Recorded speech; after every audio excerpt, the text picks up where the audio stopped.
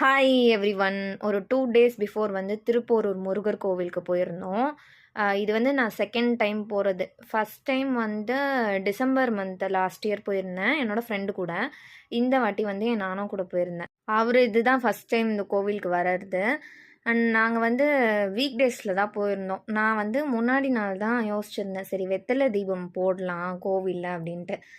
நான் வாங்கிட்டுலாம் போல, ப்ரிப்பரேஷன்லாம் மைண்டில் தான் இருந்துச்சு. சரி அங்கே போனால் வந்து நார்மல் கடையிலலாம் தனியாக வெத்தலைலாம் தரமாட்டோம் அப்படின்னு சொல்லிட்டாங்க. அப்புறமா ஒரு கடையில் கேட்கும்போது தான், இல்லை கோவில்லேயே வந்து வெத்தலை தீபம் விற்பாங்க அப்படின்னு சொன்னாங்க. லாஸ்ட் டைம் நாங்கள் வரும்போது அந்த வெத்தலை தீபம்லாம் இல்லைன்னு நினைக்கிறேன்.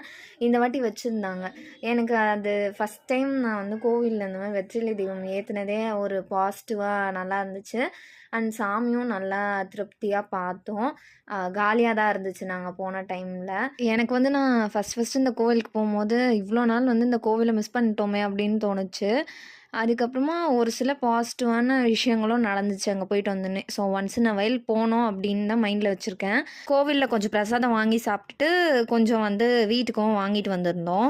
ரிட்டர்ன் வரும்போது லக்கீலி எங்களுக்கு ஏசி பஸ் கிடைச்சிது. பயங்கர வெயில் டைமில் அந்த 1.5 hours ட்ராவலுக்கு அந்த ஏசி பஸ்ஸில் வந்தது நல்லா ரிலாக்ஸாக இருந்தது.